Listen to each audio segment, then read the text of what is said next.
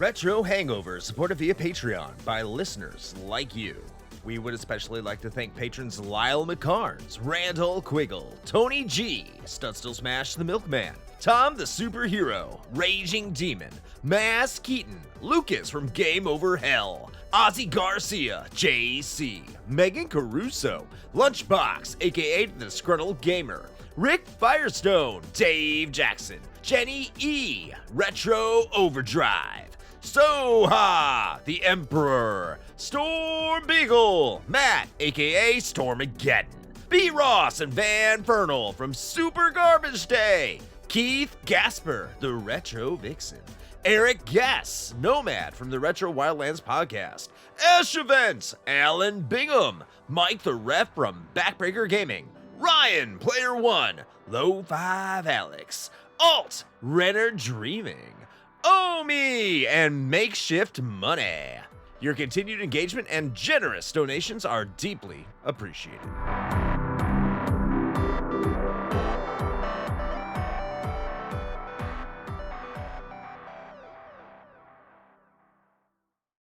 Open your ears and crack some beers. You are listening to the most recent episode of Retro Hangover.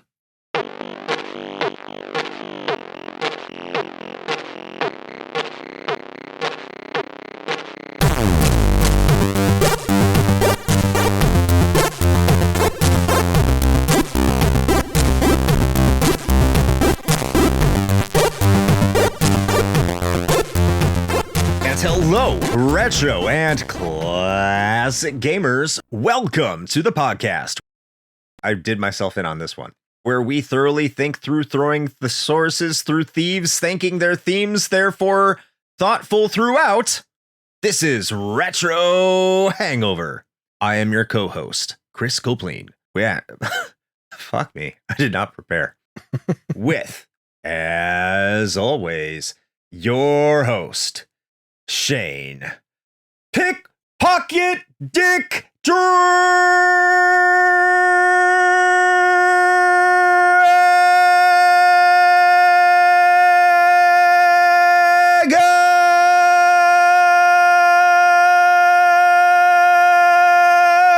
Salter. Is that a sap in your pocket, or are you just happy to see me? I'm just playing pool. Oh, okay, fair enough. Yeah, I'm not that happy. It's just I'm very preoccupied trying to get some balls and some holes. Dude, aren't we all? Yeah. Especially it's especially impressive when you can, like, you know, just wrap them around and like tuck it, like just get it back there in that hole. Yeah. It's painful. I'm becoming very strange. It's very awkward now. Yeah. When I think about where this conversation is going. Was it worth it? I don't know. Debatable. No. I just hope no one takes that the wrong way, or hope they do. Video games. Yeah, video games. Yeah. That's a thing that exists. See what happens when we don't have a guest. This is what happens. We need these people to keep us on track. Actually, they don't keep us on track. We're probably worse when we have guests. Yeah, that's okay. That's fair. That is fair. Welcome to a guestless episode of Retro Hangover. Apparently, the game that all our patrons voted on to be an episode, those that did not vote for Persona 4 Golden, was a game that, interestingly enough, no one wanted to be on as a guest. Huh. That's weird. It is. It's strange. I could never imagine why. And that game is Thief the Dark Project, which, you know, it is a critically acclaimed game, and we'll talk about that in the brief history. But like, no one wanted to jump on for this. It was there. Okay. It was there, just lurking in the shadows. It definitely was. Yeah. Just no one could see it. That's what was happening. It silently stalked its way through our catalog to our potential guest hosts. The thief avoided our guests, not the other way around. Oh, okay. I'm sorry, guests. You're all beautiful and wonderful people. Such beautiful guests. Thief avoided you. That's what it is. Anyway, I have nothing to go off of that one. I don't know. All right, cool. Anyway, games. Yeah, games that what have you been we're playing? playing. Yes, that thing that we do. Yeah, occasionally. Yeah. Mm-hmm. Would you like me to go first? You know what? I never go first. I think I'm going to go first this time. Oh, okay. Well, yeah, go for it. I very rarely go first. Now that I'm like newly employed in my new job, and I'm starting to like really dig it in a lot of ways. I'm seeing a lot of potential for a lot of various things. I don't know if how much I can say here because I have to disclose that I have this podcast as part of my job because we have a Patreon and it has some sort of income stream. By the way, go check out the Patreon and get me in more trouble. And so I have to disclose it. So I don't know how much I can even talk about it before this becomes part of the business or what becomes advertising because it's so heavily regulated. Just DM me if you want to know, I guess, if you're part of the community. And I'm going to get a million DMs. Hopefully not. But it's taking up a lot of my time. The game I have found some time to play has been our RHRC Game of the Month, which I talked about last month. And that is SNK versus Capcom Card Fighters Clash. I have decided to play on OG hardware. I have the Capcom Card Fighters version, so it's more heavily focused on the Capcom characters. I do not have a link, though, so I cannot catch them all, as has been said on other franchises. I will say, I have not posted my review to the review crew yet. By the time you're listening to this, it might be there. I am having a good time. But oh boy, the final boss is bullshit. It is incredibly bullshit. So about 80% of this game I really enjoy, and then the remainder of it is what am I doing with my life? That is that's the feeling. So 80% awesome, 20% kill me. That is SNK Card Fighters Clash in a nutshell for the Neo Geo Pocket Color. It puts a smile on my face, a twisted smile that is rapidly depleting and making me want to throw this very valuable system across the room. So how about yourself, Shane? What have you been playing? Oh, let's see. What have I been up to? Honestly, mostly just a lot of Halls of Torment. Yeah, that's what's been taking up my time. It's pretty good, as it turns out. As I've said before, it's crazy that a game that's trying to look and feel and play like a Diablo 1 version of Vampire Survivors would speak to me on a personal level. Go figure. So yeah, never would have guessed. Yeah, I know, right? Yeah. So yeah, it's been good. I've been enjoying that. I'm at the point now where I've pretty much finished most of it. I have some outstanding like side quests left. And there's still a few things to unlock. Like I haven't gotten all of the items sent up the well yet to unlock them to use in my loadouts. So there was a lot more actually in that game than I thought, which was a pleasant surprise. And I had played it before the 1.0 release, so that was part of it too. When I played it originally, it was still fairly limited. I think there was only like, I don't know, 2 or 3 levels available. And now there's like, I think half a dozen-ish, and there's also agony mode, which is basically just like a much harder difficulty with modifiers, and you can find these like artifacts that drop if you defeat the boss of the run in agony mode, and then you can use those in future agony mode runs to modify the run, and each of them do like a unique thing, but then the more artifacts you apply to a run, the more difficult everything becomes. There's like a multiplier that you can see on the right side of the screen before you start the run. And so that actually adds a pretty long tail to the game, which I like. And also there's like a second tier of items. So every item that you find, there's like a base version, and then there's a green, like rarer version of it. But there's 2 flavors of, I think, every item. 2 rare flavors, and each one has slightly different modifiers. And so it's been cool trying to like find all of those and use the new items on the different character builds. There's, God, I don't even know. I think there's like 10, something like that, 10 or 12 different characters to play as now. So it's a really solid one. I should probably do like either an RFR or maybe a full-fledged guide-in, because I know there are some other folks in our community that really like Halls of Torment. I think it deserves to be talked about because I think it's one of the I would say one of the better. I think it's one of the best like vampire survivor likes that have come out since that dropped.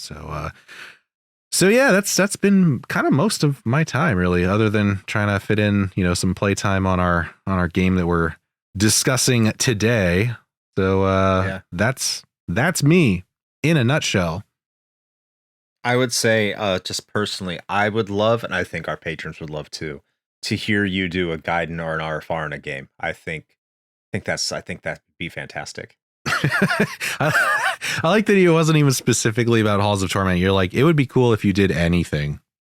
That's fair. That's you know what? I'll take that one. It's been a minute since I've recorded any bonus content. I should probably do that. Chris has been holding the fort for far too long, and actually we're getting close to finally getting through our backlog of content, which is scary. Not good. Yeah. Yeah. I radically slowed down for a variety of reasons. Hopefully I can pick that back up. And get back to our patrons. We still have content. Don't worry. We'll get you the content. All right. Anyway, it's time to get into the brief history. And who better to talk about a legendary PC game than our resident PC expert, Shane. So, Shane, I think it's time that you give us the brief history of the one, the only, the legendary Thief, the Dark Project.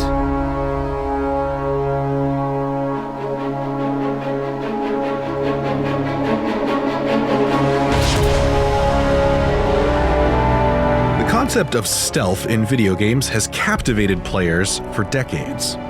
While titles like Metal Gear Solid and Tenchu are often credited with popularizing the genre, one game stands out as a true pioneer: Thief, the Dark Project.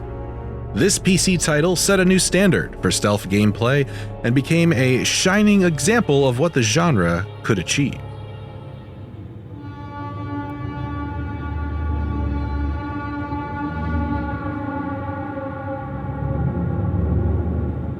Thief, the Dark Project began its journey in April of 1996 under the guidance of Looking Glass Studios. The game's development was a tumultuous process, marked by several significant changes. Initially, it was envisioned as an action RPG, combining elements from Castle Wolfenstein and Diablo. Early iterations included a concept titled Better Red Than Undead, which featured a CIA defector battling communist zombies, and another called Dark Camelot, a reimagining of Arthurian legend, with Arthur as the antagonist. Eventually, the game adopted the working title The Dark Project, which introduced stealth mechanics and thievery as core elements. The road to release was fraught with obstacles, including multiple delays that pushed the release from summer of 1997 to winter and beyond. Looking Glass Studios faced financial difficulties, resulting in layoffs and team restructuring. Key figures like Warren Spector and Ken Levine departed, with some forming Ion Storm, which later released Deus Ex. The development team underwent significant changes, leaving the final group almost entirely different from the original.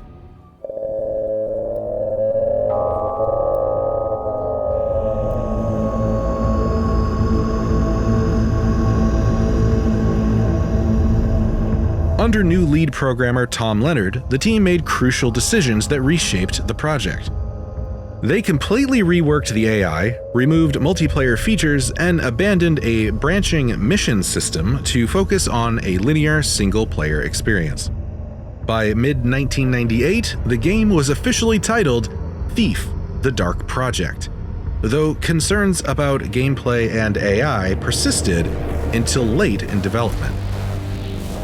Thief was released on December 1st, 1998, December 4th in Europe, following a gold status announcement in November. Despite the development team's doubts, the game achieved remarkable success, garnering critical acclaim with a Metacritic aggregate score of 92. It was praised for its storytelling and audio presentation and became Looking Glass Studios' most successful title, selling 500,000 copies by May of 2000.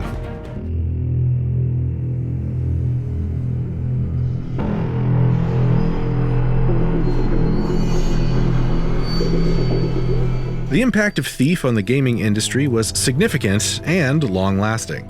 It inspired major franchises such as Assassin's Creed, Hitman, Splinter Cell, and Tenchu, while also featuring in numerous all-time best lists. The game spawned multiple sequels, with the most recent release in 2009 for PC, PS3, and Xbox 360. Thief: The Dark Project not only redefined stealth gameplay, but also demonstrated the potential for immersive, story-driven experiences in video games. Its legacy continues to influence game design and player expectations in the stealth genre to this day.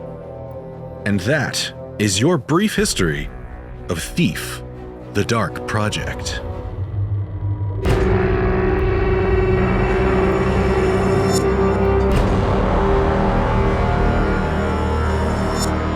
And thank you for that brief history, Shane.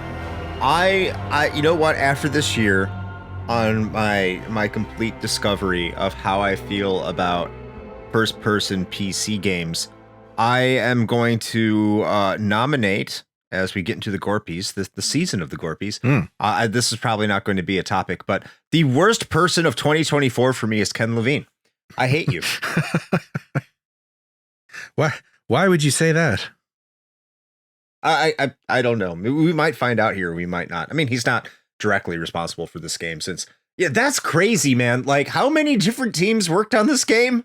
Yeah, well, and just the number of ideas that it went through. I mean, kind of showing the cards a little early here, but I mean, I would have much rather taken the action RPG Diablo-esque game that they wanted to make originally. Yes, because you're just running around killing communist zombies. Yeah, I mean, that sounds badass. It's like Nazi zombies, but with communists and swords instead of guns. I mean, I'm down for both, but I mean, that sounds fun as hell. Let's go around stabbing communist zombies. I'm totally for it, man. That sounds. I want to see that game. I want to know what they were doing. Like, I don't want someone to like recreate it in their imagination. I want to see how they were making that back in 1996. That would have to be a fucking riot, dude.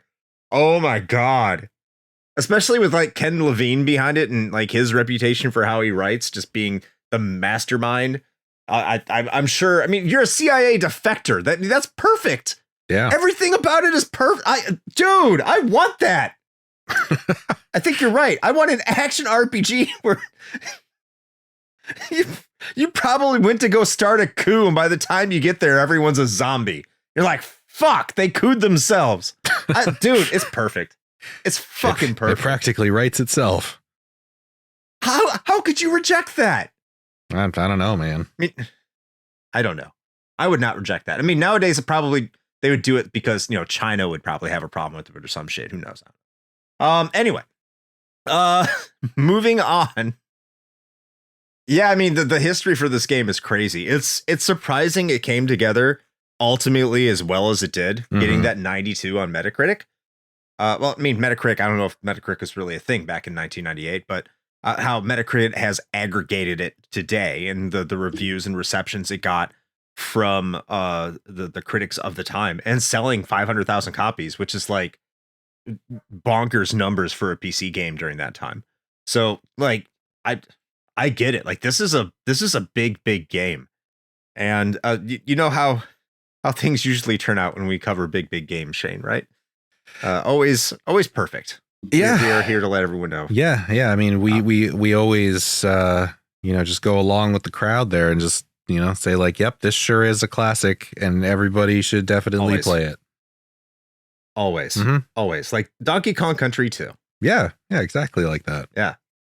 Oh God. All right. So let's move on to our personal experiences here.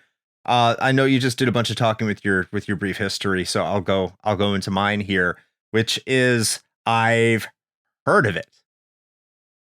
Because I know I mentioned Thief, I referenced Thief in our Metal Gear Solid episode last year when we talked about it with Dave Jackson from Tales from the Backlog, about how like Metal Gear Solid, I mean, it's a stealth game, but is it really a stealth game?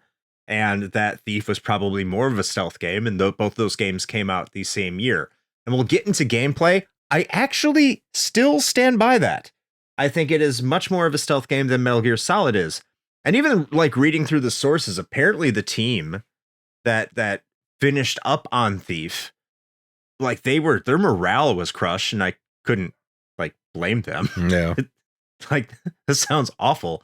But when they saw like a couple games come out that had unconventional play styles, one of which being Metal Gear Solid, it lifted their spirits. So like Metal Gear Solid came out before this. It just happened to be that I think this is the more definitive game within its genre. But other than that, yeah, I had only heard of it. I had never played it. I had never played any of the games in the Thief franchise, mostly because I like probably did not own a PC at the time that could play it. I mean, this is definitely not my jam in terms of games I'm looking to play for the PC anyway. Yeah, that's my personal experience there. So how about yourself, Shane? Honestly, mine's not too different, which I think is maybe surprising to some people, because I feel like somehow this game got associated with me a little bit in some way. I think it's just because it's like a late 90s PC game. I think that's probably the reason. But no, I had never actually played Thief like at all up until we wanted to talk about it for the show. So I had always been aware of it. I think I've said many times on the show at this point that I had a long running and regular subscription to PC Gamer magazine, back when they still shipped, leaves of dead trees to your house to read about video games. Yes. So I saw the coverage on this for sure. So I was very much aware of its existence. I can't really tell you why I never played it. I think if I had played it when it actually came out, I could see this as being one of the ones that I would look back pretty fondly on. And I do put it, for perhaps obvious reasons, in my brain, I would have put it in the same category as like the first couple of Hitman games. There are some other reasons for why that is, but I'll get into that later because I don't want to, show all the cards right away. But you are showing cards. Yeah, but no, that's pretty much it, man. Like it was in my peripheral. I knew it was there. I knew a lot of people liked it, but for some reason it just kind of passed me by, and I'd never played any of the games in the Thief series at all. So this was kind of a new experience for me. Also, I just realized in the brief history, we did not mention the developer and producer. I think we did briefly. Looking Glass Studios and Eidos Interactive, which is now Squeenix of all companies. I don't even know if they own the property anymore. I don't know if it's one of the ones they sold off, to be honest with you. I didn't look that up, but that's that. And we're going to move right in, since we have similar experiences here. And I was actually surprised you had never played it before. I was very surprised. I thought this would be a Shane game. Yeah, no, I know. It seems like one of those ones that would have been in my wheelhouse, but yeah, I don't know. Yeah. But we're going to move into the plot writing, and I'm going to continue this. I'm going to start this tradition I started with Golden Axe, unless it becomes too ludicrous, where I'm just going to go to the manual and I'm going to read the story. I didn't know you had the manual. I don't. Oh, I have a PDF file. Yeah. So I found that, and amazingly, this is not a novel. It's 35 pages, which is, it's not as large as you would think from a big box PC game from back then. So let me go over. It's called Introduction. They have some like weird quotes that are part of the in-game lore prior to it. I'm not going to read those because they're, very cryptic, which I will talk about here in a second. But I will get into the introduction here, which says, in Thief, the Dark Project, you play the character of Garrett, a hardened thief of the highest caliber. Shadows and silence are your allies. Light is your enemy. Stealth and cunning are your tools, and the riches of others are yours for the taking. You ply your trade in the city, preying on the rich nobility and corrupt merchants, who are no more deserving of their worldly goods than a hardworking thief. You have a reliable fence named Cuddy, who's always on the lookout for good jobs. So far, he's never let you down. Every job comes with some danger. Being a thief means always being one misstep away from finding an angry guard bearing down on you with a drawn blade. For those unfortunate moments, you carry a sword yourself. A blackjack and a short bow are also part of your arsenal. Fighting is usually not your first choice, but sometimes it's the only option. More often, however, the road to riches is dark and silent. You will have tools designed to deceive your enemies, tools which can better keep you out of danger, and tools to help you get into hard-to-reach places. You are a thief, not a warrior, so keep your wits about you, and you won't lose your head. Given what the plot of this game is, from what I've experienced, from what I've seen, from what I can interpret, this is a horrible introduction to set things up. Yeah, I don't know if they did that on purpose. Like if it was, they were purposefully obscuring what was actually going to happen in the game, because it was like, oh, people are going to be so surprised. It's a twist. It's a twist. We're talking about plot and writing, right? That's what we're talking about right now. Yeah. Spoiler warning, by the way, we're not going to hold back. Yeah, no, I mean, we never do. I mean, if this is your first episode, yeah, you're going to get spoiled for a multi-decade old game. So sorry, not sorry. Fucking what the fuck is this game? Like what? Dude, okay. I was going into this thinking like, all right, this is basically going to be like kind of what I do in fucking Skyrim or like Oblivion or something, where I'm a sneaky boy and I go around and I go into people's houses and I steal all of their silver plates and I go hawk them somewhere for cash, rinse and repeat. That is what I thought this was gonna be. Just a more like distilled like take on that. And that's what I was looking forward to. I wanted to be sneaky Garrett boy in the dark city or whatever, or they just call it the city, I guess, whatever, in like a Victorian-esque, like pre-whatever industrial age, whatever the fuck. Like I wanted that setting, and I wanted to just be a thief who's really good at what he does, and you get missions and you have to steal certain things, and like you have to figure out some like, ways to get through the levels and avoid detection and blah, blah. Like that's what I was signing up for. That's not what this game actually is. Like, no, like at all. Like, what is it, like the second level? They're just like, hey, there's fucking zombies. I'm like, what? What? Okay. Why are there zombies? Okay.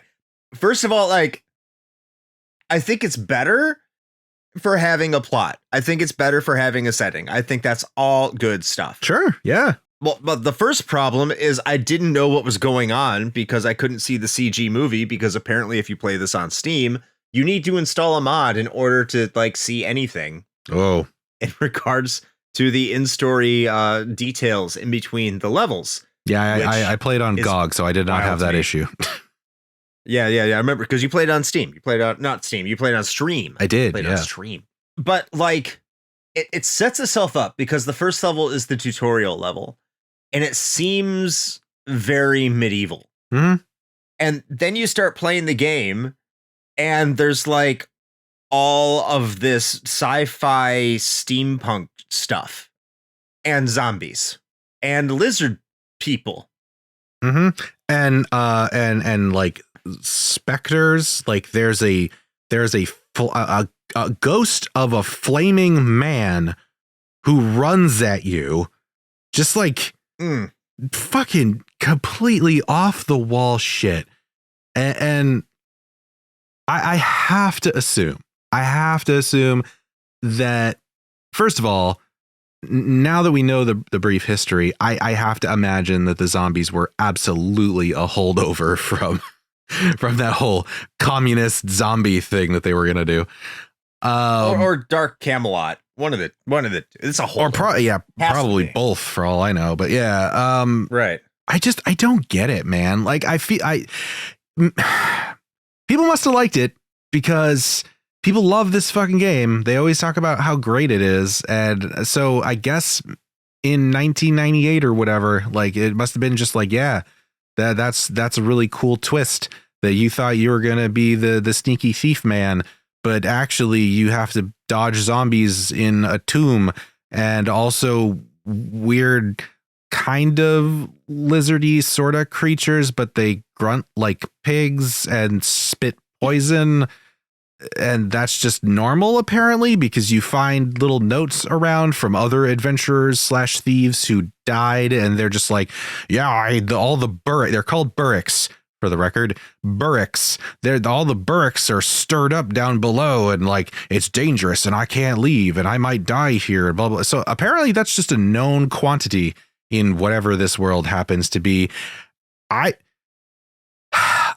assume they thought players are going to be pleasantly surprised by all of this, and things just go even more into, crazy bonkers banana pants territory the further you go into the game. Like, you just go completely off the rails as far as like any semblance of reality is concerned.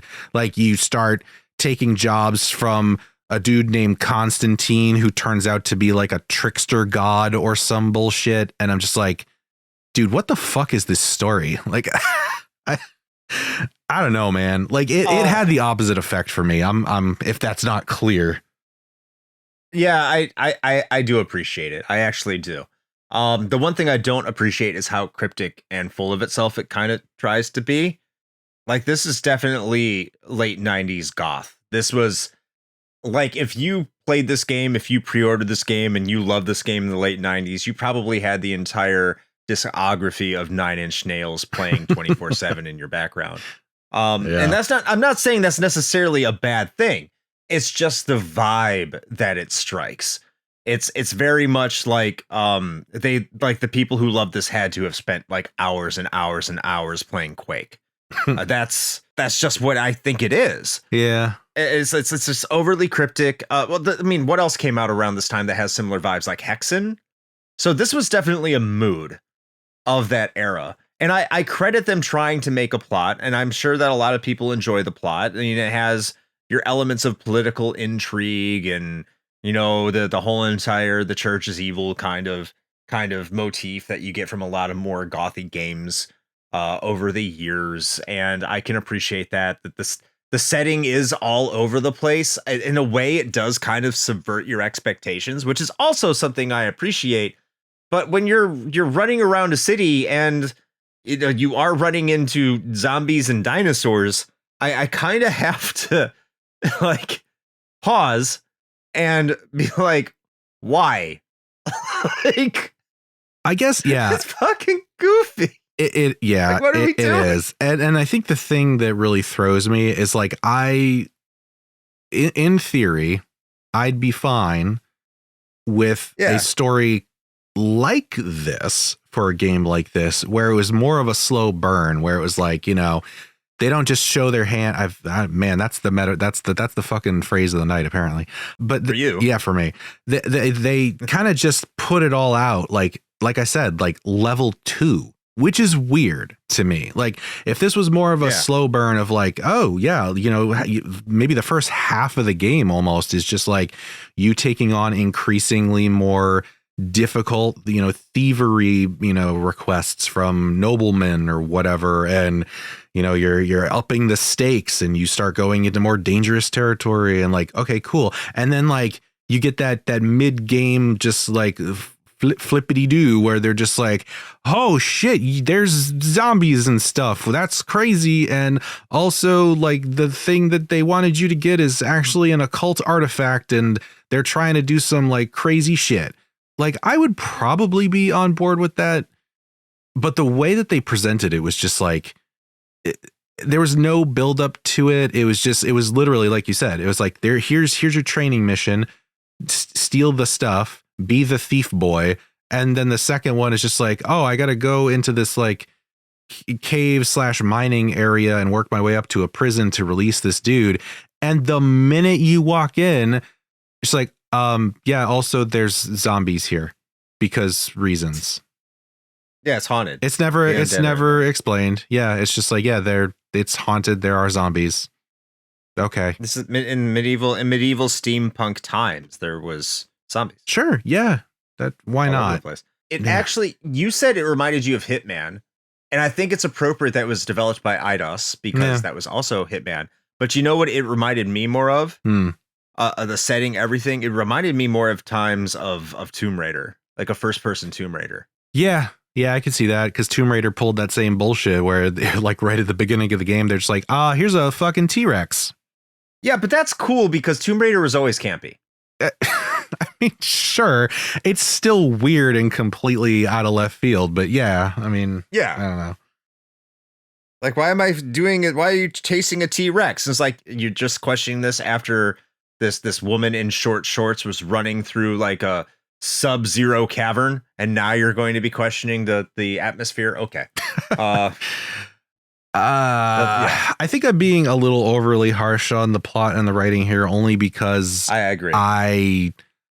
I went into this with a very specific expectation and was like disappointed to find that that's not what this is really at all. And I think that's my issue. Like I went into it and I would say that it's not even like, it's not on me really, because that's how they present the game. If you don't know any better, right? That they're just like, the back of the box is just like, yeah, you steal stuff. It's you live in the shadows. You are the knife in the dark. That's all they talk about. Yeah. So I'm like, okay, I'm going into it assuming this. And I wanted that. Like, I wanted the experience to be that. And it's just kind of not. Well, I also think if you look at the development history, why it is so bonkers. And yes, I think I'm not saying you're too harsh. I'm just saying I appreciate it more than you do. Sure. Yeah. I do, generally speaking. But like, if you look through the development history, I think the reason why it is so bonkers is because of that. You're starting out with Ken Levine, who was writing the plot, and he leaves. And then you get two more writers. It kind of feels like, just put something weird together and just make it work. There's a lot of that. And there's actually, like, if you look at some of the critical reception, like, people are actually pretty on the up and up when it comes to the story. They're like, oh, it's so good. And I'm thinking, this is just kind of cryptic, overproduced bullshit.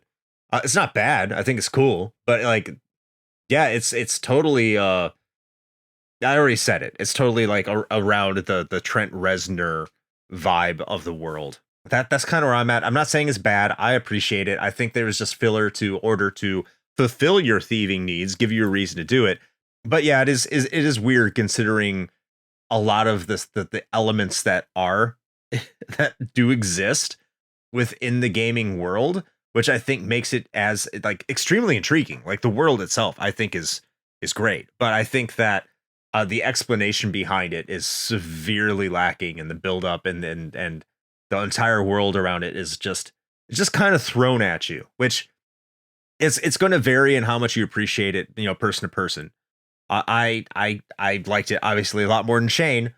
People are going to like it a lot more than me. And then other people are going to be like Shane and be like, what the fuck? I think that's kind of where it's at. Yeah. And I agree that I don't think it's bad. I want to make sure that that's clear. Like, I am not saying that the game's story or writing or progression or whatever is bad.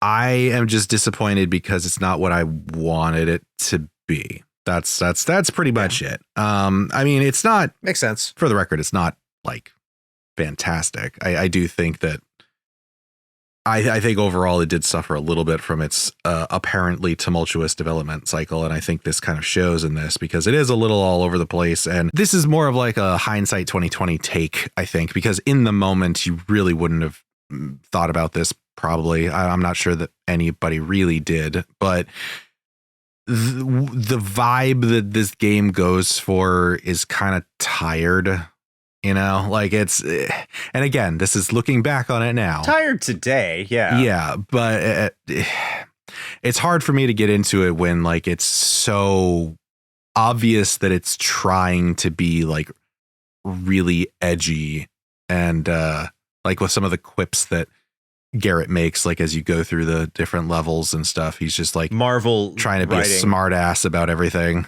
Yeah. Yeah. And I'm just like, yeah. Okay. Like, and again, 1998 me probably would have been 100% into that, to be fair. Yeah. But yeah, I don't know. That's pretty much what I've got to say on that.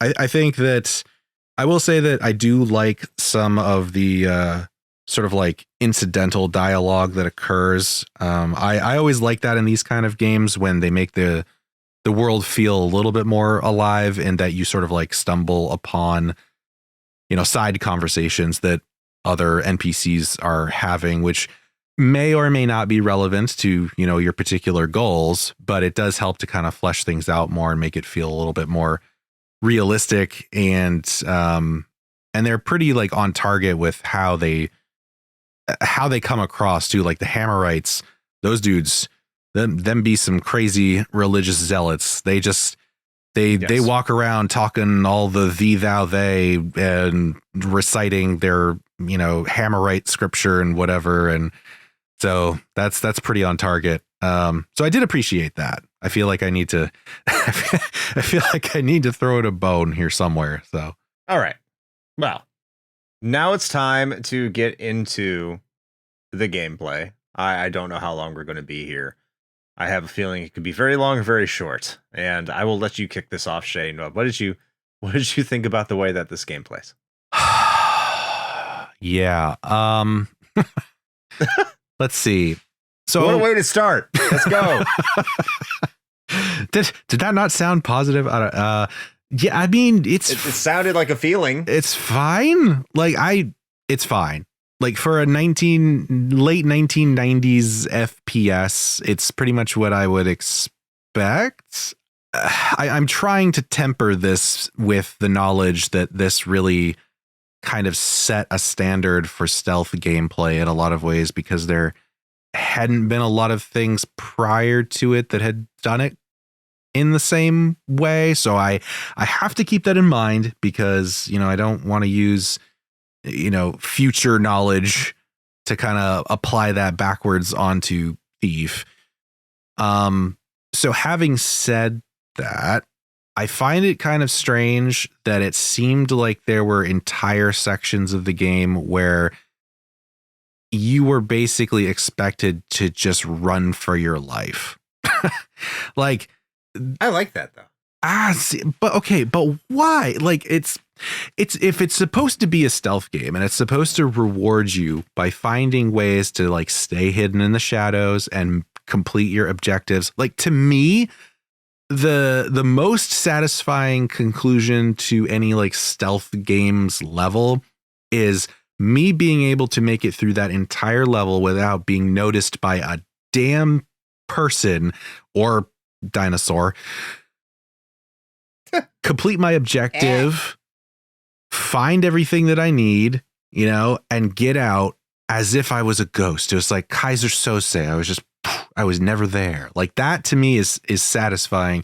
And there are definitely sections of this game where that's almost, if not 100% impossible, where it's just like, nope, you're pretty much going to get noticed. So the best tactic is to just run around enemies and don't get hit, and then try to hide somewhere else and hope that they lose interest. And that just seems like weirdly antithetical to what the game is trying to do.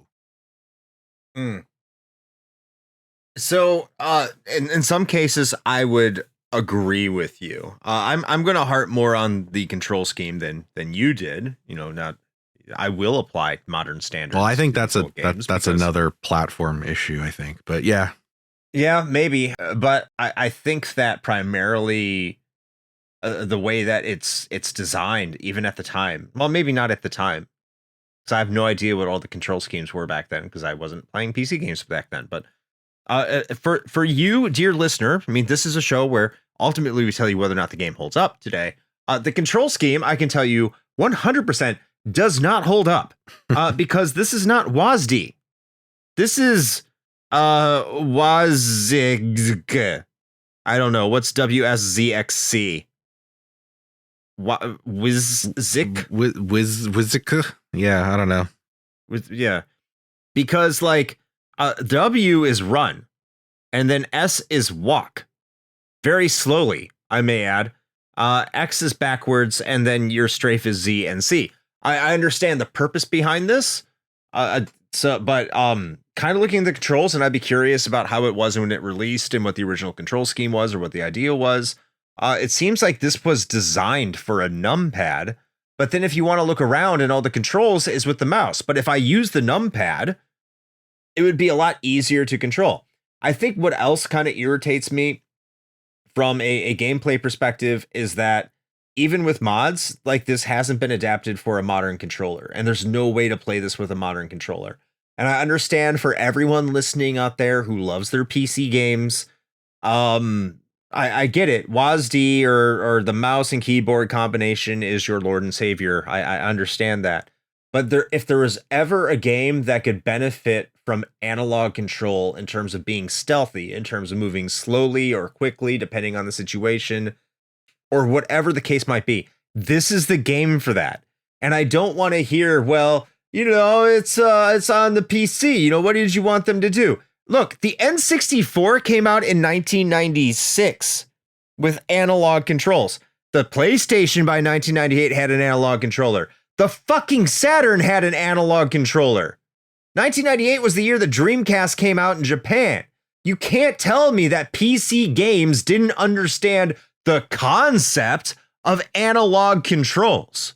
Like, no, they knew about it. And this is like, this could be applied here. Even if you want to say like the keyboard controls are all fucked up. What, did like PC gamers just not know what a controller was? Is that why they defend WASD so hard? Is because they never saw one in their entire fucking life? Like, what is it? Why can't this be applied? This is a game where like the nuance of how fast you're moving could be like instrumental. It could be just so much better. Like if you're just maneuvering around and doing the things you need to do. I don't get why that hasn't been applied in any meaningful way. And I might be missing out on a mod. And I did have to use a mod. And that mod still didn't allow for controller support as far as I'm aware. But like, what is it with PC gamers and just like completely denying a controller even when it can benefit it? Yeah. Like that's this. No, I mean, I think as the resident PC person, I think you make a good point. I really do. I, for the longest time, was that person. I will admit that, where I was just like, nah, man, controllers suck. Like that's for the babby games on the console. But I've become older and wiser, and I've come around to the idea that actually, for the most part, unless it's a first person shooter, I use a controller on my PC for like everything now. Yeah, it's more comfortable, honestly. And in some cases, like what you're talking about, there is a finer level of granular control when it comes to analog control. I would say that there is still a valid argument to be made that as far as precision goes, especially with FPSs, a mouse is always going to be better than a right stick. And that I would tend to agree. I would agree. And I think that I don't think that's a hot take at all. No, but no, I mean, I agree with you. I don't. So, okay. So full disclosure, playing the GOG version of this game, they included at least a good like half dozen different preloaded key combination sets beyond the OG, because the original binds are fucking wild. Like they are. I looked at them and I'm like, I can't play this. There's no way I can play this. Like S being moved forward also, but slower. I'm like, what the fuck? Like, no, I can't, I'm not doing that. And so fortunately, GOG was kind of aware of that. And so they put in some predefined ones that, modernize the controls a little bit. And actually I'm curious because I'm pretty sure you can, because my version allowed you to, but I mean, you can rebind all your keys, right? Usually that's like standard for a PC game. I don't know. I have no idea, man, because it just seemed to list it. I'm sure you could rebind them, but at the same time, like there's so many different like, I wouldn't say so many different keys. It's not that much different than any other first person game, but like actually the way that it's kind of fundamentally designed makes sense in a way. And I did get used to it. Still didn't mean I thought it was good, but to understand like W is run and like S is move forward. And then like your 3 bottom keys are, you know, the ASD, what they normally be. Yeah, I got that. Swapping weapons was also kind of a pain in the ass. It's not different than any other FPS. You know, everything's binded to the numbers. And then for some reason, the tilde key is put away your weapon. I didn't like that. Crouch is F. Yeah, that's also crazy. And I guess this was because I'm thinking 98. I mean, Half-Life came out in what, 98, right? 98. Yeah. Yeah. So Half-Life kind of standardized the WASD approach. Yes. So this, though more or less concurrent, was not privy to that key layout. So this was still close, but still at a time when developers were just kind of like trying to figure it out. You know, to their, you know, credit, I guess. Like, it's come weird. a long way since the arrow keys and the space bar. True. Yeah. I still can't believe I actually played Doom that way back in the day. I don't know how. I can't do that now. But yeah, I mean, it did, you know, come a pretty long way, but also they were just kind of, it was the Wild West, man. They were just like, I don't know, there's no standard for this. S is move slow forward. Got it. Okay. Because it's the one that's behind W. So that makes sense because it's slower because it's behind. Great. Okay. And I don't think it would have been an issue at the time because we didn't have that standard in burnt into our brains, right? So it was just like, you come to a game and you're like, okay, what are the binds you expect me to understand and learn? And you just do it. I get it. But yeah, no, like trying to play it now, holy shit. I am very glad that GOG included like a WASD layout by default. And even then I had to change some things. Like the default like WASD layout that they include does not include any way to hot swap weapons, which is easily fixed because you can just rebind previous and next weapon to mouse wheel up and down, which I did. So that solved that problem. Yeah. And then I bound block to my thumb button on my mouse. So that just for quick access. Also would have been much better. Yeah. Yeah. So I didn't really have any of those issues. But I can't remember what it was. It was, bad. Yeah. Yeah. So I didn't really have any of those issues, but that's also because I wasn't using the layout that the game shipped with. So I think that was a smart decision. For some reason, whatever reason, the Steam version and the GOG version, like the GOG version sounds like they remastered it somewhat, which good on them. I don't know if it's part of the project that they had to for game preservation. I think like GOG deserves a lot of credit for that. And good on them for making old games, you know, still playable, where it feels like Steam just allows publishers to put a game up there and then once they forget about it, oh well, whatever. Right. We'll let the community figure it out. They can take care of it. And like the binding for keys, like F11 was the quick save, which you probably will be doing a lot in this game. F12 would be the quick load. F12, funny enough, is also your screenshot button. So every single time you do a quick load, you take a screenshot. I feel like they did that on purpose. They're like, we're documenting your failure. Yeah. I had like 20 screenshots. I'm like, oops. Yeah, I mean, a lot of the way you're talking about how the keybinds can change, I think that's entirely beneficial. I will say in the original version before I modded it, because once again, I had to mod it, I couldn't even find the option to bind a key to a quick save. I may have missed it. I don't even think it was there. Yeah, that's strange because I mean, even then, the ability to rebind keys was fairly standard for PC games. So yeah, I don't know. Yeah, but maybe for first-person shooters. And like let's be clear, this is not a first-person shooter. It's just a first-person game. Right. They probably more viewed it as an adventure game. I mean, if you look at the history, action role playing, I think it kind of got into this position like, oh, we're going to be stealthy. So if I think maybe the developers viewed it as more of an action adventure game. If it was indeed not in there, I may have missed it. That's very possible. But they're like, no, you don't get to do that. You have to save. You have to be cold and calculating. You can't save, scum. That's ridiculous. How dare you? You're not a real gamer. That may have happened, but I'm going to withhold my reservation on that. Now, in terms of just weapon usage and item usage, that was clunky. Like getting through the items, like I had to keep pressing tab until I found the item I want and then right click to use it. That wasn't like always the most efficient. You said you mapped the weapons there, but I don't think were you able to change anything when it came to item swapping and item manipulation? I mean, I could have rebound that, I guess, if I wanted to, but I didn't. Yeah, I didn't bother. Like the cycling with tab wasn't like a huge deal for me, so I mean that was fine. The big one was just the weapons, like having to swap with like the numbered keys was not unheard of. Even now, that's pretty common. But right. having just the ability to like quick swap is much better. So. I mean, I say I can't bitch about that as I already bitched about that. I'm just not a fan of it. But I like the mouse wheel, as you said. Sword fighting sucks. I mean, I guess it's supposed to. You're not supposed to be getting into fights. You know what? I do like the arrow usage. I do like firing arrows. Yeah. I don't care about all the variety. I think there's too many arrows. But I do like how you fire the arrows. I do think it was cool, and I don't know why it wasn't consistent. But like sometimes I'd use an arrow to take a guard out in one hit if I did a headshot.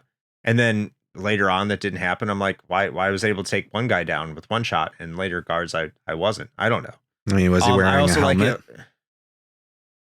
Well, the one I took down with one shot was also wearing a helmet. I don't know. Maybe hit him in the face. Saw blood come out and everything. Yeah. Well, maybe I should give him an arrow to the knee because, Skyrim. But you know what? I do appreciate it when you're using the holy water arrows that only last for like 30 seconds. Sucks. But when you use them on an enemy that is vulnerable to holy water, they explode. Yeah. Yeah. That's cool. So on the sword play, it's not great. It's very clunky. It reminds me of an even more archaic Skyrim. Cause I mean, listen, y'all, as much as we all like Skyrim, like the first person combat still sucks in Elder Scrolls games. Like, let's just be real. There's part of a reason why everybody does a stealth archer build at some point. So it's not great, but I do want to give them credit that like they did try to shoot for realism there, in that your sword strikes are not just like random slashes when you click the button. Like it actually has to do with the direction that you're moving and the side on which you are striking the enemy. So like if you're facing more to like your left, then Garrett will swing and hit on the right side of the enemy, and same, on the other side. And then you can hold for like a strong attack, which is like an overhead swing. And there is blocking, as I mentioned. So I do appreciate that they kind of went for a little bit of, an attempt at realism there with the sword play. The thing that I don't think it quite hit where they wanted it to, no pun intended, just because like they were shooting for that, but I feel like it was just very messy. I never got the sense, not that you're supposed to do it, right? Because that's the thing. Like you're actively discouraged from getting into combat like that. You can survive it, but it's usually pretty difficult. Enemies can take you out in like one or two hits if they get some good shots in on you. So I get that, but I still feel like it should have felt a little better. There should have been a little bit more of a rhythm to it. Not like Batman Arkham Asylum levels of like, this is basically just DDR with fists. But like there should have been at least a little bit more, I feel like, because I could never quite get a rhythm down as to like, oh, I'm going to block now because he's going to attack, or I should try to swing on this side because he's leaving himself open. It just felt like I was just spamming the button and hoping that they dropped before I died, honestly. Yeah, that's kind of where I was at. I didn't think about blocking. I didn't think about where my swings were coming from. Doing an overhead swing was just too cumbersome and slow. And it makes me wonder a little bit if one of the reasons they went to stealth gameplay is because they're having such a problem designing actual melee combat. Possibly, yeah. I mean, when you think about like the original concept of the game being, you know, sword fighting zombie communists, that's a sentence I don't think I'll ever say again. But like if that's your core concept to start out and you start programming it and just everything feels clunky, like I could see how like a lead programmer or even the higher ups look at it and be like, yo, this is shit. Like, no. And if this was the swordplay that was in those early versions, I would wholeheartedly agree with them. Like, get away from the combat. So this could have been like a convenient way for the person who was in charge of developing combat to be like, actually, you know what would be really, really good is if we encourage them not getting into combat. Have you thought of that? Yeah, I think that's a good idea. Look, my arrow plan is like actually really good. You can do that from the shadows. See, it's all planned. You can be a thief. I wouldn't. I'm not saying that was the pitch or how it went down. I'm just saying based off the swordplay, which was the key mechanic in the early development, according to the history. I'm saying it's possible. Because I would not play a game like a melee combat like that for fucking 5 minutes. There would be no way. It'd be horrible. Yeah. So I mean, I think we talked a lot about the control scheme and kind of the combat there. I mean, I do, yeah. And on that same like thread, as far as like realism goes, I could see that they were trying to shoot for that as much as possible, which I do appreciate, especially with the bow and arrow. Like it has a realistic, you know, arc when you shoot. I actually didn't mind the variety of arrows. I found a use for most of them in different scenarios. The rope arrow is clutch. I love that thing because like you can get to different areas. That's cool. It's cool that you wouldn't be able to get to otherwise. And you can recover it. Yeah, that's true. Yeah, and you can pull it back. So that was cool. Yeah, I like that. Outside of that though, I don't know if it's just me, but okay, I felt like each level overstayed its welcome, like severely. Like I was tired of the level by the time I finished it. I think that's true if you don't know what you're supposed to do. Which you wouldn't if this is your first time playing it. Yes. So like that's a bad first experience. Because this game can be beaten in like probably 5-6 hours if you know exactly what you're doing. Sure. Yeah. And if you go and watch like YouTube videos to tell you exactly what to do, yeah, it can be done pretty quickly. But that's the thing. Yeah, I mean, and I will say like the levels where you are running, this is why I like the levels that you're just running away from stuff. Because I do think that the game does funnel you in the right direction for the most part in terms of the level design. Or it can. But there are times like the very first level is just like, this is like a massive level. What am I doing? And the game's like, oh, but you can get loot. Like, well, what does the loot do? You can buy stuff in between levels. Do I need to? Not really. Oh, okay. And so I can agree with you on that aspect that if you want to explore and look around and get all the things, because there are plenty of areas to explore and look around in, yeah, it's going to drag. And maybe that's an attraction for some people. This was the age of having games that lasted longer, right? Like if a game was under 40 hours, people threw riots. Not literally, but in reaction to some games. So just having each of these levels being expansive. Today, that's very irritating and annoying. But I think back in 98, which again, I'm not saying this makes it age well, but back in 98, that's a feature. That's not necessarily a bug.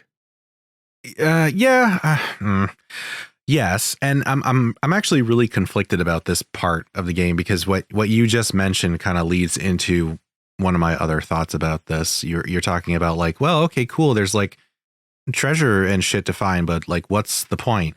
If you're playing on normal mode, there is no point really, other than getting it to be able to buy stuff in between missions, which again, if you're playing on normal mode, you almost never have to actually do that. So it seems kind of pointless. I actually decided after the first level to play on expert. And there's a reason for this, because I realized, and I did not know this, and so I looked it up to confirm before I punished myself unduly, that I actually really like how they implemented the difficulties in this game, in that enemies are not just harder. Like they're not just like, oh, let's just make them HP sponges and they can one shot you. Like that is not what changes at all. Actually, as far as I can tell, the actual like mechanics and nuts and bolts and numbers of the enemies don't change whatsoever. There will be more of them in a level, but they will not be more difficult. What actually changes is you get like several more objectives that you have to complete in a level before you can actually finish it. And that also presents, new problems, because now you really do have to go and explore more to find these things they want you to find, other than just the main, MacGuffin for the level or whatever. Right. And it becomes more tricky because now you've got like a magnitude of more enemies to circumnavigate than you would have on normal mode. So I actually really like that approach. And so I was like, okay, well, if they're not more difficult, like if I'm not going to be banging my head against a bunch of, super killers that are just going to one shot me all the time, like, okay, screw it. Like I'll play on expert, because to me, like that in theory, and I say in theory because there's going to be the other half of my feelings about this where I said I'm conflicted. In theory, that provides a better experience because they built these levels with expert mode in mind, if you really think about it, because like there's several different additional items that they want you to find in a level, as well as a certain threshold of like treasure to acquire and things like that you don't get on normal mode. So they're always there, or the potential for them are always there, but you're not required to find them. And so I'm like, okay, well, if I'm going to play a level, like I want to play so that I'm getting the most out of the level that I can. And so in theory, I really liked this. In practice, I really did not. And part of the problem is because these levels needed an editorial pass. Somebody needed to, they needed the equivalent of, a book's proofreader / editor. Someone needed to come in and be like, hey, cut out chapter 24 because it's totally useless and it's just adding 50 more pages to the book. Just fucking get rid of it. It'll make everything go faster. Somebody should have done that with these levels, because Chris was right. Right off the get, the first level is so fucking sprawling that it's just like, I'm lost. Where the fuck am I? Like, and the map is not super helpful, like almost ever, which again is like, them trying to be realistic. They're like, yeah, you've got this hand-drawn map of the area that that's the information you have to work off of. I get it.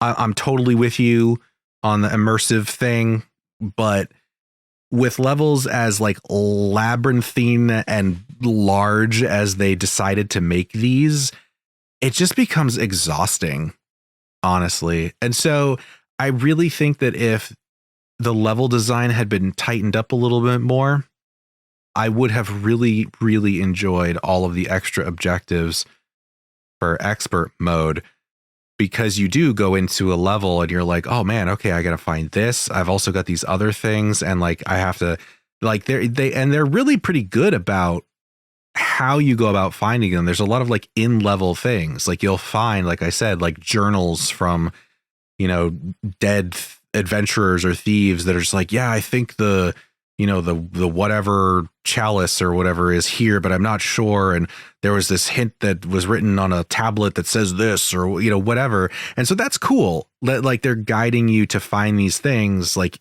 in universe. I like that. I like all of that. It fosters adventure and discovery, and you in theory feel like really accomplished when you find the thing, because you weren't just handheld towards it with like a quest marker. So like, that's all really cool. I just think it suffers from bloat.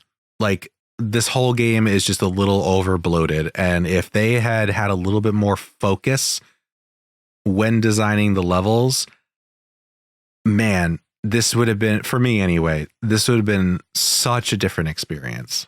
Yeah, I think I generally tend to agree on everything you just said in terms of level design.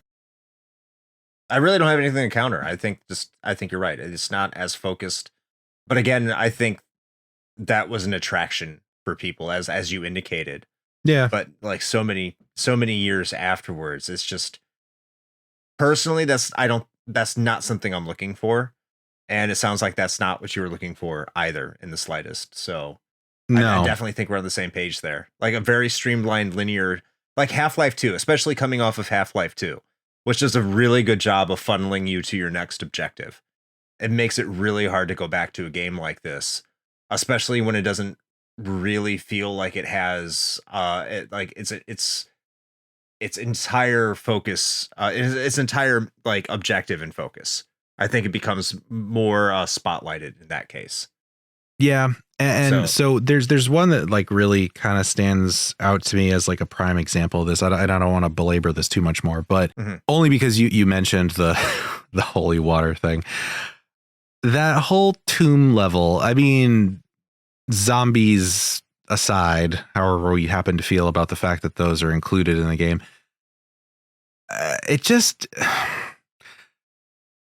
I think the mechanic of being like, well, you can either use a very limited amount of holy water for 30 seconds at a time to use your water arrows, which you also have a fairly limited number of, even if you buy all of them from the store before you start the level, to explodify these zombies with holy water arrows.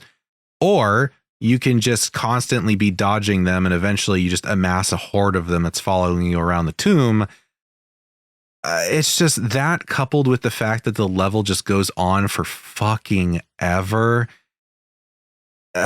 I was just like, I actually got a little bit of a headache, and I'm not even being like hyperbolic here. Like, I legit got a mild headache finishing that level because I was just so mentally burnt by the end of it. Cause I'm like, okay, I got to find this thing. I don't know where this is. Okay, I've got to backtrack through this bullshit area with all these lizard pig things again. Like, fuck me. Like, it's just, it wasn't fun. Like, it was just tiresome. And I felt like it was just grinding me down.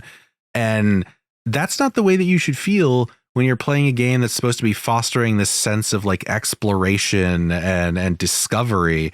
That's not what I was getting from it at all. It was just like, it was a chore. Yeah. And it just, I don't know, man. Like it just felt bad. I wholeheartedly agree. But I think we've beat up on the gameplay quite a bit. We've spent quite a bit of time here and not much separation in terms of our thoughts.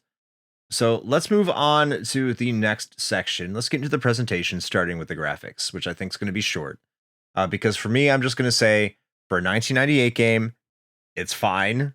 Much like many games from that time, I don't think it's held up particularly well.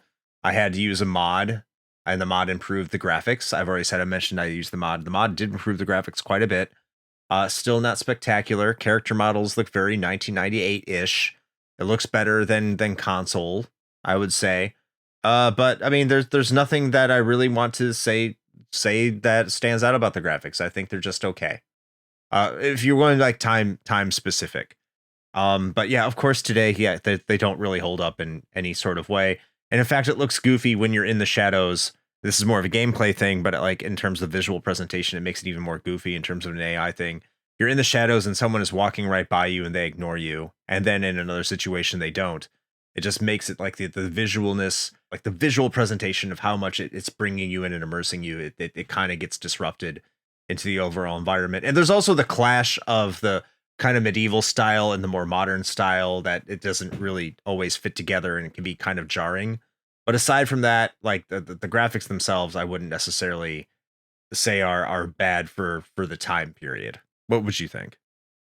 Yeah, no, I think that's pretty accurate. They're pretty on par for what you would expect for the time.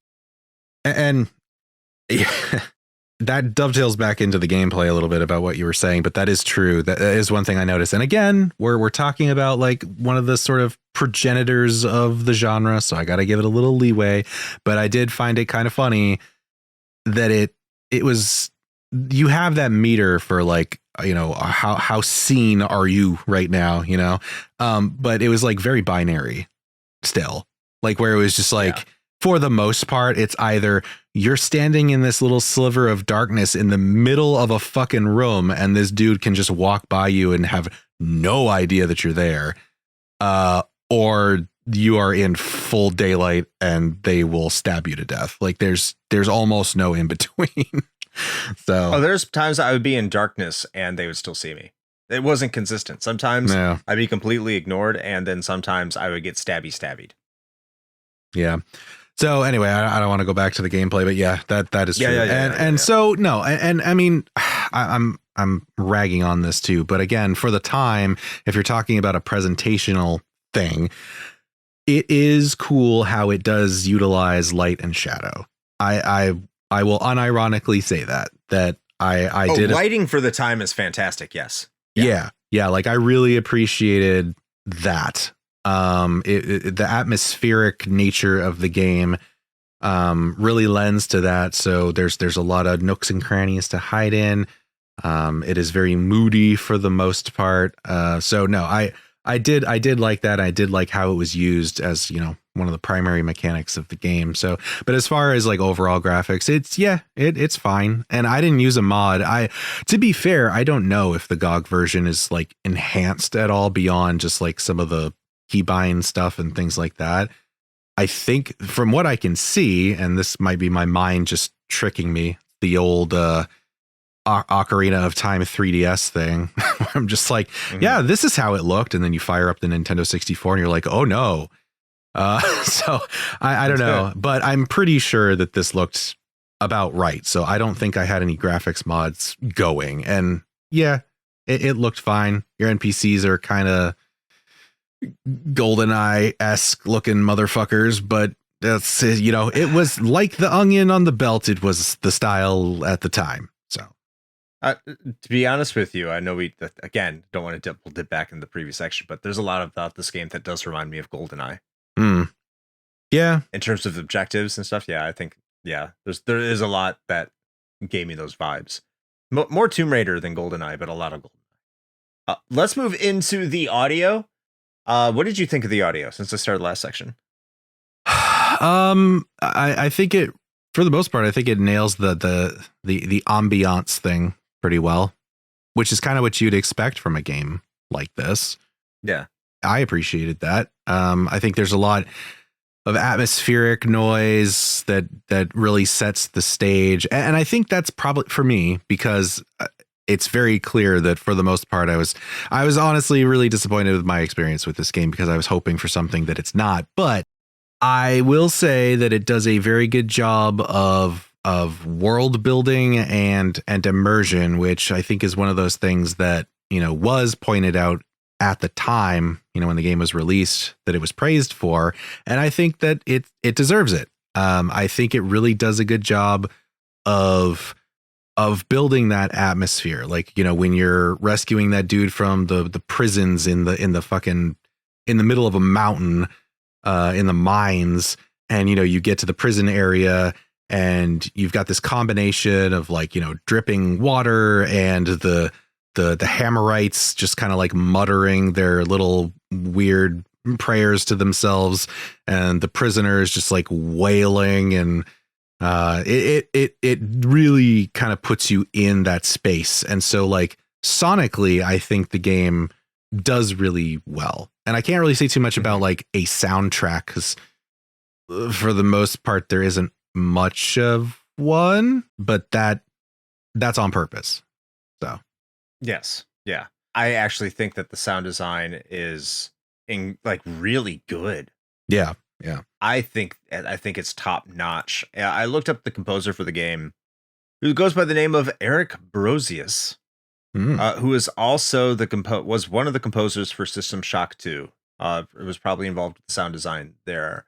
which would make a lot of sense because I said that the sound design in System Shock 2 was actually quite good as well. That would all make sense. Irrational Games, Looking Glass Studios. So these are some games that I think that really take advantage of the audio quality. One of the things I found too is when I was playing this game with headphones on, it really increased the experience a lot because it does have that what is it called when you can spatial sound? I don't know if that's the correct term for it, but like you can actually detect where the enemies are, how close they are to you through the use of sound with headphones, like where they are, how everything. And I love it when a game can do that well. And there are a lot of games that do that. I don't know why I'm so impressed by it. I guess I'm kind of like very easily amused by sound design when it comes to stereo sound. But I think that this game did it particularly well.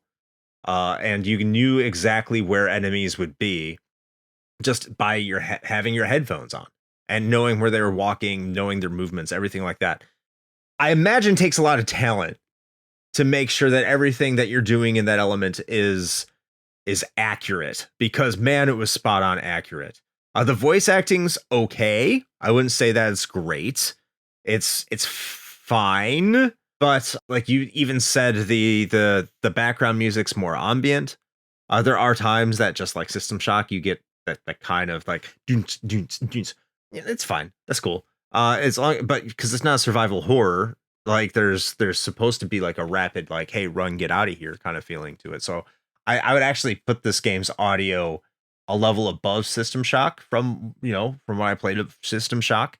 I think that this is above that, and I think like it needs to be. I think in stealth games, audio is extremely important because that really comes down to how you detect enemies and how to move and where you need to go to.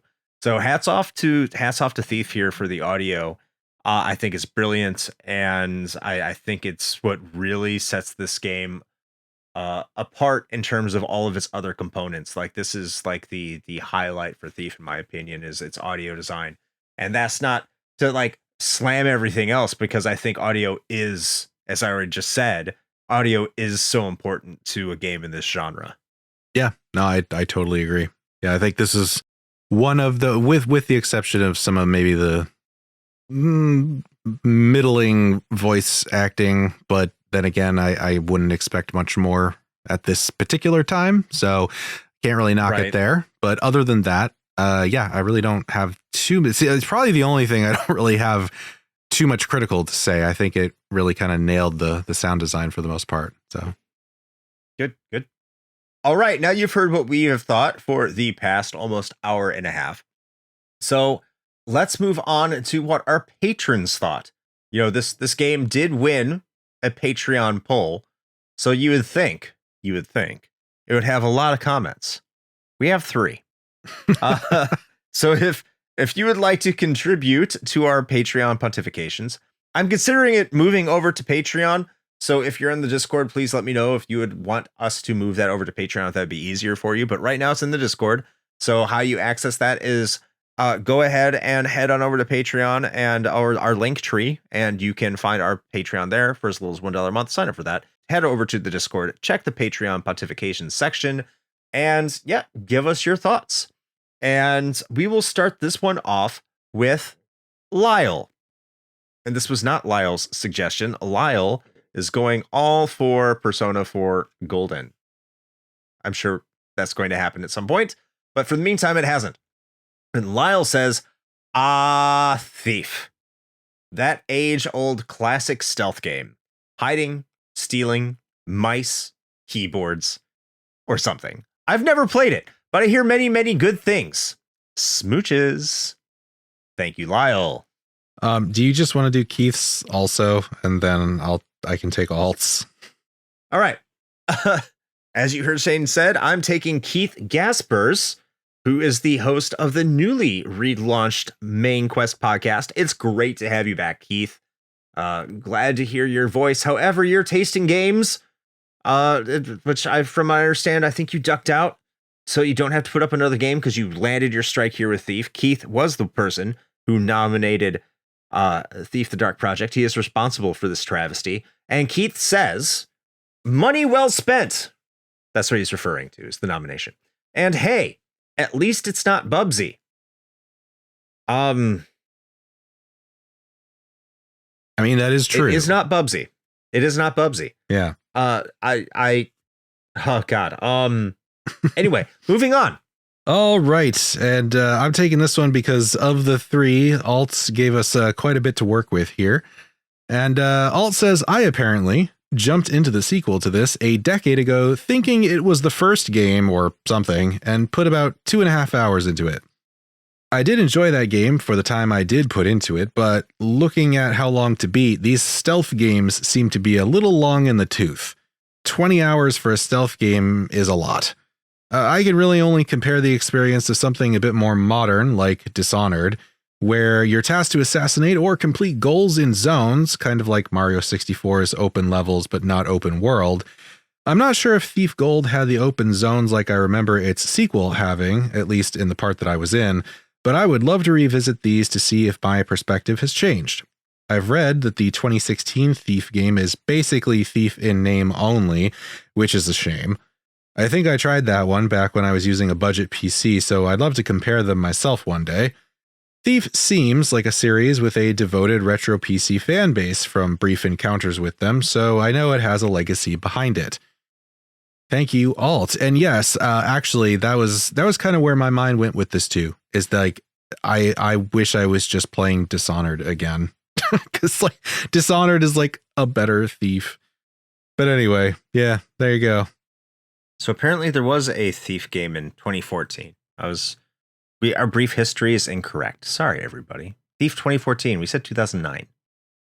Well, that is true, but I think Alt is also right in that, from what I've gathered, because I haven't played it, it was attempt at kind of like a reboot, refresh of the franchise, but it kind of fell flat. I think a lot of people kind of discount it. Like if you're talking about it's kind of like the Silent Hill thing, where for the most part people are just like, yes, there are 3 games, maybe 4. So gotcha. See, I don't know anything about the Thief series. All right, we have talked enough about the game's characteristics. Our patrons have given their opinions, all 3 of them. I'm sure they all voted for it. And now it's time. I should not besmirch the patrons. We love you all. Thank you for giving us this bountiful treasure of content. But now it's time for us to talk about whether or not this has held up today. Do you want to go first? You want me to go first, Shane? I mean, I can take it first if you want. Okay, go for it. Yeah. No. I would like it to, but not really. Like I said, I think there were some design sensibilities at the time that I do not think have aged particularly well. I believe, and the funny thing, by the way, and this sort of illustrates this more than anything, now that I think about it, if you play Thief Gold, which most people are probably going to play because that seems to be the one that's more readily available these days. That's the one that's on GOG anyway, so that's what I played. Thief Gold actually adds 3 more fucking levels. So the first game had, I think, like 12 or 13 levels, something like that total. And Gold bumps that up to like 16 in total. That's unnecessary. Like, and again, like at the time, people were just like, fuck yeah, give me more content. That's awesome. And that's great. That's great. But going to it now, I read that and I was just like, oh, but why? Like, can I just play the original then? Because like, I don't want 3 more levels that are this size. Like that's too much. And it's unfortunate. It really is. Like, I know I've been really down on this game, and I'm sure there will be some people that are very offended by it.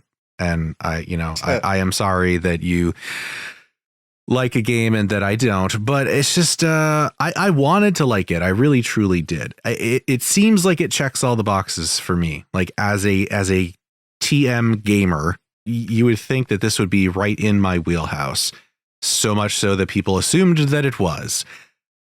and it's just kind of not. Like I am hoping, that we get around to playing some of the other ones in the series, because I think, and actually just based on Alt's pontification, where he's talking about, that there's more like open spaces to explore in the second one, to me that is potentially promising, but also it could be detrimental, because maybe they even went further in that direction where they just double down on, let's make this as huge as possible.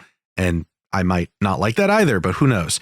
But yeah, I wanted to like it, but ultimately I think the level design for me is the thing that drags it down the most. I'm not so hung up on some of the more dated like mechanics, but that's also because I'm just used to them, being someone who played PC games around this time. So it doesn't bother me quite so much, but it really is the levels. Like it got to a point where I was just trying to find what I needed to find to get out of the level, because I was just so tired. And that's not how you want to feel when you're playing a game. So unfortunately, I have to say no. I do not think that Thief holds up particularly well in this day and age. What about you, Chris? See, I'm a lot more torn than you are. When I started playing this game, and if you're in the Discord, which is free and you should join, when I started playing it, I was like, fuck this game. Like, I hated it. I hated its control scheme. I hated its rules. I hated the speed of it. I hated like everything that it did. And then, like a prisoner, that I put myself in a situation of being in, like Stockholm Syndrome, I got used to it and I started to appreciate it a little bit. I started to see its benefits. I started to have a pretty good time. And there are moments of enjoyment. Look, there's nothing more satisfying than sneaking up behind a guard, thwacking him with a blackjack, finding the like closest body of water and dumping him in there so he's not found. Like there's some happiness there. There is some joy in finding different ways to do things, much like you get in a lot of PC first-person games. But then I think about the fact I'm not using a controller, and the fact I'm not using WASD, the fact that the inconsistent rules when it comes to being detected, or the things you might have to do to progress past certain doors, and it's just the inconsistencies in the environment. And then I'm like, okay, if I'm thinking about stealth games, do I think this is a stealth game? Yeah, I think it is. I really do. I still think it's more of a stealth game than Metal Gear Solid. Would I rather play this than Metal Gear Solid? No. No. This is a game that has aged quite a bit, and it can be found in almost every single pore of this game's existence. And I think one of the things that keeps it relevant today, if you go back and try to play it, are the mods, and making sure that you're playing it in a manner that it was not originally designed to be played. And while that is respectable, that means in and of itself, the game is inherently flawed by modern standards. Back then, it was probably doing a lot for the genre, doing a lot for PC gaming, and doing a lot to blow the minds of people that were enjoying games at the time. But today, holy hell, it is a pre-Halo first-person game, which says a lot in terms of my perspective, because I think I've said this before on the show. If not, I have said it in social media groups or in friend groups, that in my mind, there is a pre-Halo first-person shooter or pre-Halo first-person era and a post-Halo first-person era. And this is a pre-Halo first-person era. So unfortunately, it kind of suffers from being that. And you even said that like Half-Life kind of fundamentally established how a first-person game is supposed to control moving forward. And I think Halo just really solidified that. And this is just a victim of being a game that released at the wrong time if you try to play it originally as it stands. Again, you can probably find mods that are going to make your gameplay experience much better. It sounds like GOG is on top of it. Steam is definitely not. I can tell you that. And the only version you can find on Steam is Thief Gold. But it's so hard to recommend this game to a casual gamer. You really have to have the mindset that you have to spend time to learn it. Is there good to be found here? Yes. Is it going to take a while to get there? Very much so. Is it better? Is it a better experience that you could? Is it a better experience than other games that you could be playing? Not really. So I'm going to lean no. Not a hard no, not like a kick through the door no, like Shane did, but it's kind of like I see so much good in this game, and there are so many times I was like, I'm having a blast, but then I just run right into a wall and like, this is stupid bullshit. So I'm going to say a slight no, but I think that if this is your wheelhouse, and like I've seen people, they still like playing games like System Shock 2. If you like a game like System Shock 2, play Thief. I think you're going to enjoy that. I mean, you really have to like System Shock 2, but I think that you'll find value here. That's where I'm at. See, but then there's me who is really into System Shock 2, and I don't like this game at all. So I don't know. You are an anomaly in my book. I guess so. Yeah. Yeah. But then again, I like this more than you did. So maybe this is for people who don't like System Shock 2. I don't fucking know. Hey, there you go. Maybe that's where it's at. But it doesn't hold up. All right. Anyway. Well, brings us to the end of the show. We have no guest to plug. Yeah. So I guess that means we got to talk about our stuff then. I guess, unfortunately. So yeah. All right. People knows. Well, if you haven't already tuned out because we shit on a genre defining game rather, then we're glad that you're here. We hope you enjoyed your time with us. If this is your first time around the block with RHP, then I should probably let you know that you can find all our stuff at our link tree. We make it very simple for you. So please head on over to linktr.ee/retrohangover. The show itself, of course, is there. We also have our Patreon and our merch store and all the socials that we use sometimes, and also our YouTube and Twitch, which we use more often. And the Discord is also there. As Chris has mentioned, it's public and free, and you should join because it is a good time. Lots of good conversation about, well, a myriad of topics, but video games first and foremost, and a lot of other cool stuff. We got monthly contests and things like that, challenges and whatnot. So, do yourself a favor and find out what you have been missing out on. And Chris, what else would you like to let the people know about the things that we do? Well, I mean, if you head over to the link tree that we just kind of discussed at linktr.ee/retrohangover, you can find our YouTube channel and our Twitch channel.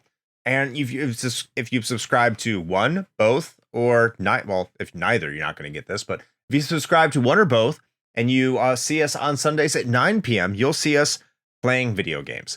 And yeah, we'd love to see you there. Where we haven't had a very raunchy conversation recently. Now, sometimes we have controversial conversations that will probably haunt us when we die, but you never know. Start a conversation, get somebody angry, or please don't. But I mean, you could.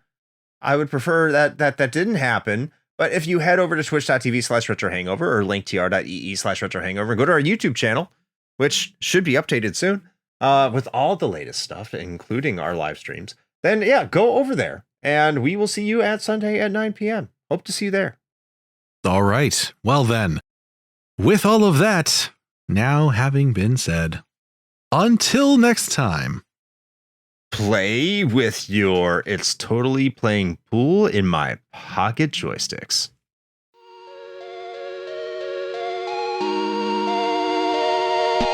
Shane here with a quick message. The one rule Chris and I have always gone by regarding advertisements is this. It has to be something we use and can personally vouch for. If you know me, you know I love coffee. And Bones Coffee Company has been my go-to for home brewing for quite some time now. Their small batch beans come in an impressive variety of flavors like Mint Invaders from Chocolate Space, or Electric Unicorn, which I swear tastes exactly like Fruity Pebbles. And the best part? No added sugar or calories involved, just natural flavors infused right into the beans themselves. Build your own sample pack of 5 4-ounce bags to find out which flavors speak to you, or jump in headfirst with full 12-ounce bags. They've even got K-Cups. Step up your homebrew game with Bones Coffee by visiting bit.ly/RHPBones. That's bit.ly/RHPBONES.